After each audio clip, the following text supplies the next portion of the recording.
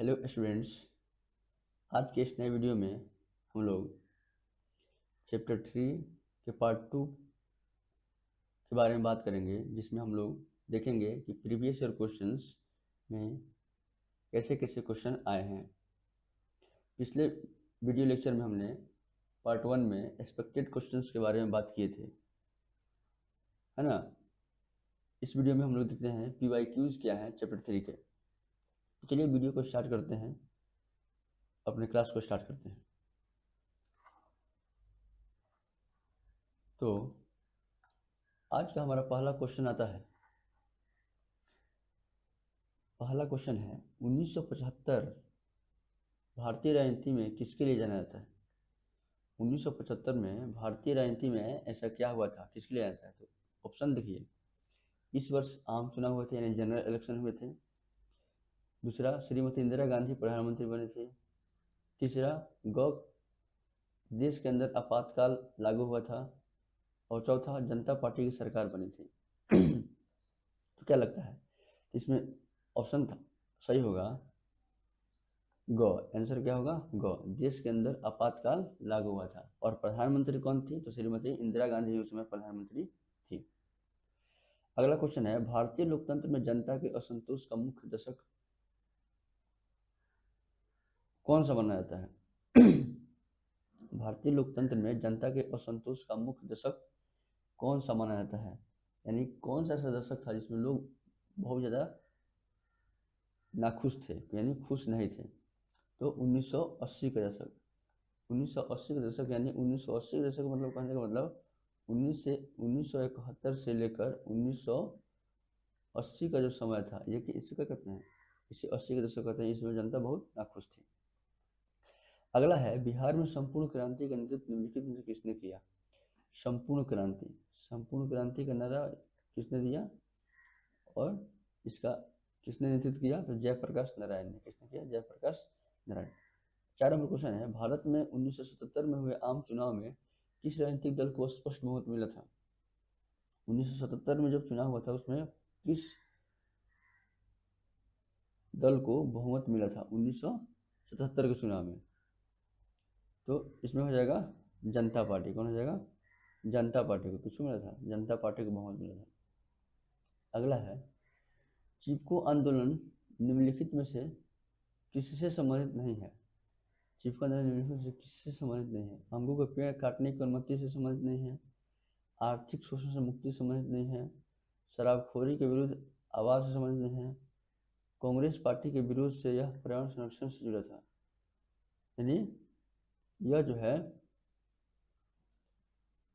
चिपको आंदोलन निम्नलिखित में किससे संबंधित नहीं है। तो अंगों के पेड़ से तो है, इससे है ना। कांग्रेस पार्टी के विरोध से और पर्यावरण संरक्षण से जुड़ा था, तो कांग्रेस पार्टी के विरोध से नहीं है। कांग्रेस पार्टी के विरोध से नहीं है। क्यों नहीं है, क्योंकि यह पर्यावरण संरक्षण से जुड़ा हुआ था, है ना। कांग्रेस पार्टी के विरोध से नहीं है। अगला है, चिपको आंदोलन की शुरुआत किस राज्य से हुई थी। तो चिपको आंदोलन की शुरुआत उत्तराखंड से हुई थी, जो उस समय उत्तर प्रदेश का एक अंग हुआ करता था। अगला है, दलित पैंथर्स के कार्यक्रम निम्नलिखित में से किससे संबंधित नहीं है। दलित पैंथर्स के कार्यक्रम निम्नलिखित में से किससे संबंधित नहीं है। जाति प्रथा से हैं, भूमि गरीब किसानों की उन्नति से है क्या, औद्योगिक मजदूरों के शोषण से है क्या, दलित सेना का गठन से है क्या।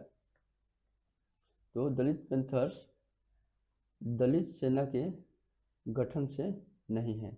उत्तर होगा क्या इसका, घ। अगला है, भारतीय किसान यूनियन के प्रमुख नेता कौन थे। भारतीय किसान यूनियन के प्रमुख नेता कौन थे, महेंद्र सिंह टिकैत। कौन थे, महेंद्र सिंह टिकैत। अगला है, टाड़ी विरोधी आंदोलन निम्नलिखित में से किस प्रांत या राज्य से शुरू किया गया था। टाड़ी विरोधी आंदोलन आंध्र प्रदेश से। कहाँ से हुआ था, आंध्र प्रदेश से शुरू किया गया था। अगला है, नर्मदा बचाओ आंदोलन किससे संबंधित है। नर्मदा बचाओ आंदोलन पर्यावरण संरक्षण से संबंधित है। इसमें क्या हो रहा था, नर्मदा नदी पर बांध का निर्माण हो रहा था, जिसका पर्यावरणविदों ने क्या किया, विरोध किया था। अगला है, सूचना का अधिकार आंदोलन की शुरुआत कहाँ से हुई थी। सूचना का अधिकार आंदोलन की शुरुआत राजस्थान से हुई थी। कहाँ से हुई थी? राजस्थान से हुई थी। भारत में कब? 2000 में शुरुआत हुई थी और 2005 में क्या बना? कानून बना, सूचना का अधिकार अधिनियम, आरटीआई जिसे कहते हैं, राइट टू इन्फॉर्मेशन। अगला है, भारत में सूचना का अधिकार अधिनियम आरटीआई एक्ट कब लागू किया गया?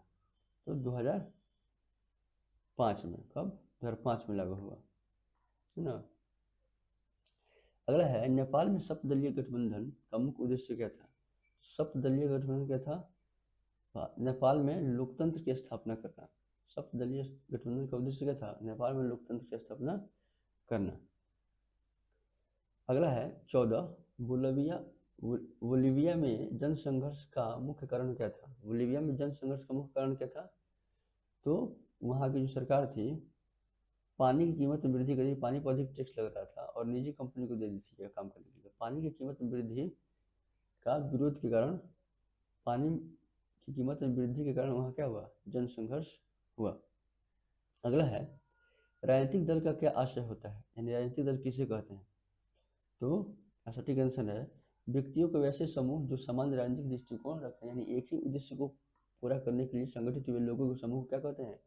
राजनीतिक दल कहते हैं। अगला क्वेश्चन है, निम्नलिखित में से कौन सा प्रमुख उद्देश्य प्रायः सभी राजनीतिक दलों का होता है? राजनीतिक दलों का उद्देश्य क्या होता है? तो सत्ता प्राप्त करना होता है। क्या होता है? सत्ता, यानी सरकार का निर्माण करना, चुनाव जीतना, यही सब उद्देश्य होते हैं। सरकारी पदों को हड़पना नहीं होता है, केवल चुनाव लड़ना नहीं होता है, सत्ता प्राप्त करना इनका उद्देश्य होता है। अगला है, राजनीतिक दलों की नींव सर्वप्रथम किस देश में पड़ी? राजनीतिक दल की नींव सर्वप्रथम ब्रिटेन में पड़ी। कहाँ पड़ी? ब्रिटेन में पड़ी। अगला है, निम्नलिखित में किसे लोकतंत्र का प्राण माना जाता है? लोकतंत्र का प्राण राजनीतिक दल को माना जाता है। किसको माना जाता है? राजनीतिक दल, है ना। कहते हैं कि राजनीतिक दल क्या है? लोकतंत्र की धुरी है ना, जिसके चारों तरफ संपूर्ण शासन व्यवस्था घूमती रहती है। अगला है, निम्नलिखित में से कौन सा कार्य राजनीतिक दल का नहीं है? निम्नलिखित में से कौन सा कार्य राजनीतिक दल का नहीं है? राजनीतिक दल कौन सा काम नहीं करती है? चुनाव लड़ती है, तो हाँ लड़ती है। सरकार की आलोचना करती है, प्राकृतिक राहत कार्य करती है, अफसरों की बहाली करती है, तो सरकार की आलोचना भी करती है, प्राकृतिक आपदा में राहत भी कार्य करती है, लेकिन अफसरों की बहाली और भर्ती संबंधी का राजनीतिक दल का नहीं है, कार्यपालिका का काम है। अगला है 20 नंबर, निम्नलिखित में से कौन सा विचार राजनीतिक दल से मेल नहीं खाता? क है, राजनीतिक दल के विचार देश के विकास के लिए होते हैं। राजनीतिक दल केवल अपने सदस्यों के हितों के लिए काम करते हैं। राजनीतिक दल जनता और सरकार के बीच खड़ी के काम करते हैं। राजनीतिक दल लोकतांत्रिक व्यवस्था के लिए अनिवार्य है। तो यहाँ है कौन मेल नहीं खाता है ना। तो इसमें लिखा है केवल, राजनीतिक दल केवल अपने सदस्यों के लिए काम करते हैं, नहीं, राजनीतिक दल लोकतंत्र में जनता के प्रतिनिधि बनने के लिए क्या करते हैं? काम करते हैं। यानी ऑप्शन ख क्या हो जाएगा? इसका सही हो जाएगा। अगला है, किस देश में एक दलीय शासन है? किस देश में एक दलीय शासन व्यवस्था है? तो भारत में बहुदलीय प्रणाली है, अमेरिका में द्विदलीय है, ब्रिटेन में द्विदलीय है, और चीन में क्या है? एक दलीय प्रणाली है, यानी केवल एक ही दल वहाँ है। अगला है, किस देश में द्विदलीय व्यवस्था है, यानी 2 पार्टी सिस्टम है? तो भारत में, पाकिस्तान नहीं, ब्रिटेन, अमेरिका, हाँ, ब्रिटेन और अमेरिका में क्या है? मुख्यतः दो दल ही हैं जो क्या करते हैं? मुख्यतः चुनाव में भाग लेते हैं। और चीन में तो एक दलीय है, नेपाल में बहुदलीय है, बांग्लादेश और श्रीलंका में क्या है? बहुदलीय शासन व्यवस्था है। अगला है, भारत में किस प्रकार की दलीय व्यवस्था है? तो भारत में बहुदलीय, मल्टी पार्टी सिस्टम है, यानी बहुत सारे दल हैं जो चुनाव लड़ सकते हैं। अगला है, किसी भी देश में राजनीतिक स्थायित्व के लिए निम्नलिखित में से क्या आवश्यक नहीं है? क्या नहीं है, क्या नहीं चाहिए? सभी दलों द्वारा सरकार को रचनात्मक सहयोग देना चाहिए, चुनाव में धांधली, विपक्षी दलों को नजरबंद करना, निष्पक्ष चुनाव प्रणाली, जनता की भागीदारी। तो क्या चुनाव में अगर धांधली होगा और विपक्ष दल क्या करें? नजरबंद कर दिए जाएंगे, तो ये लोकतंत्र के लिए सही है? नहीं है। तो यही इसका आंसर होगा, ख इसका क्या होगा? सही है। 25 नंबर क्वेश्चन है, राजनीतिक दलों की मान्यता और उसका चुनाव चिन्ह किसके द्वारा प्रदान किया जाता है? तो निर्वाचन आयोग, इलेक्शन कमीशन या चुनाव आयोग द्वारा राजनीतिक दलों को चुनाव चिन्ह प्रदान किया जाता है। अगला है, निम्नलिखित में से कौन सा एक राष्ट्रीय दल है?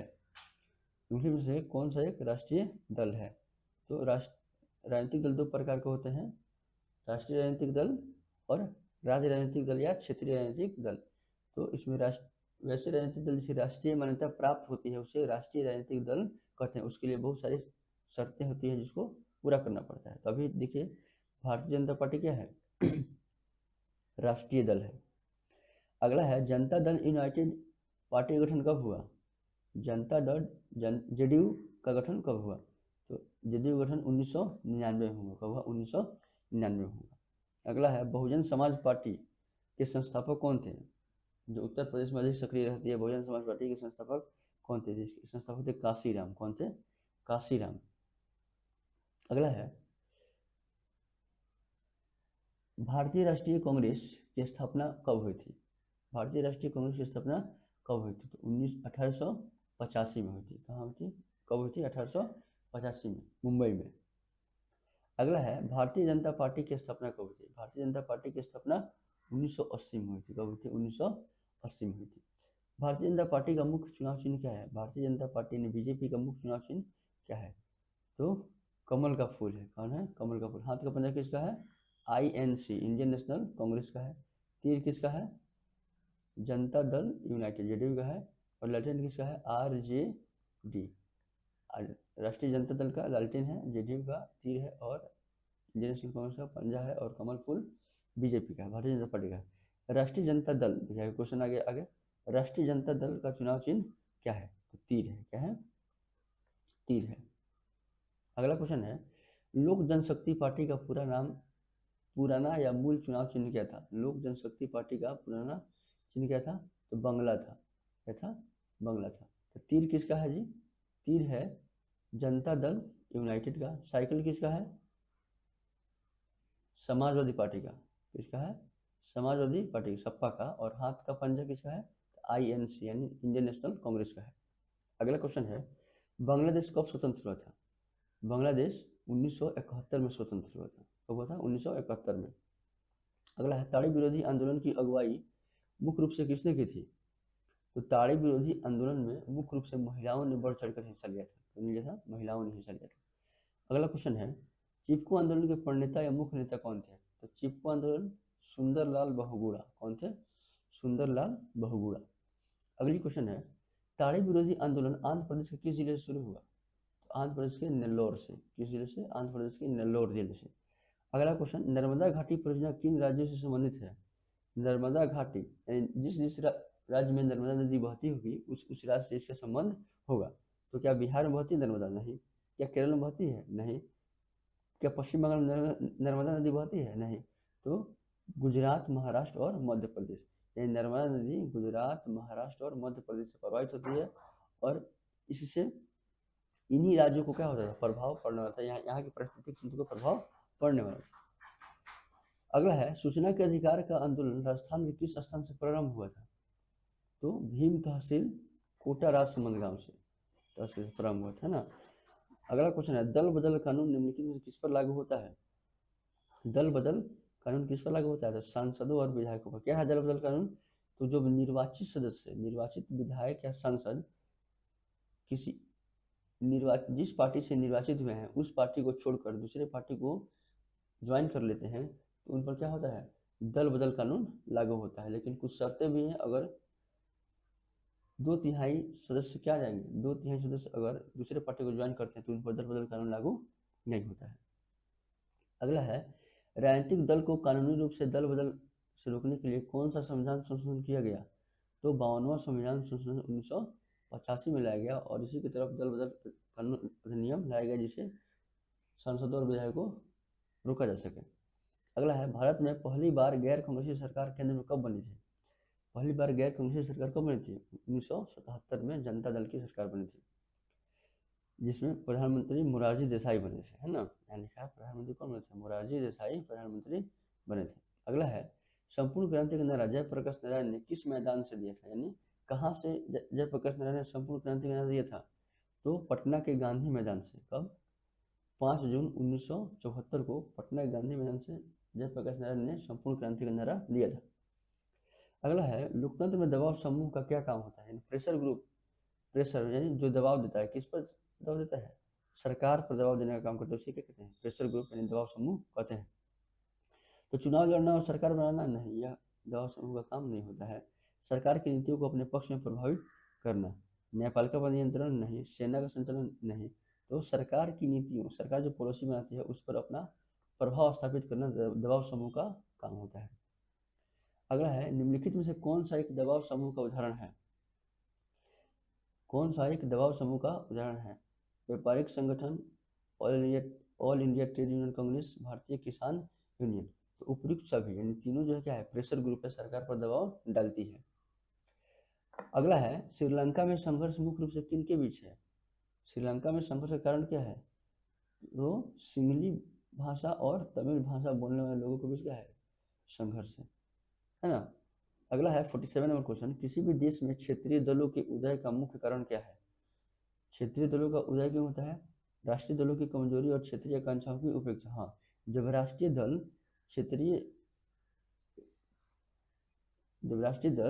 क्या करते हैं, क्षेत्रीय आकांक्षाओं को पूरा नहीं कर पाते हैं, तो इसको आपूर्ति करने के लिए, इसकी प्रतिपूर्ति करने के लिए क्या होती है, क्षेत्रीय दलों की उत्पत्ति होती है।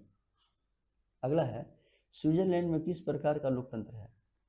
स्विट्जरलैंड में प्रत्यक्ष लोकतंत्र है। पढ़ते डायरेक्ट डेमोक्रेसी और इनडायरेक्ट डेमोक्रेसी, यानी अप्रत्यक्ष और प्रत्यक्ष लोकतंत्र।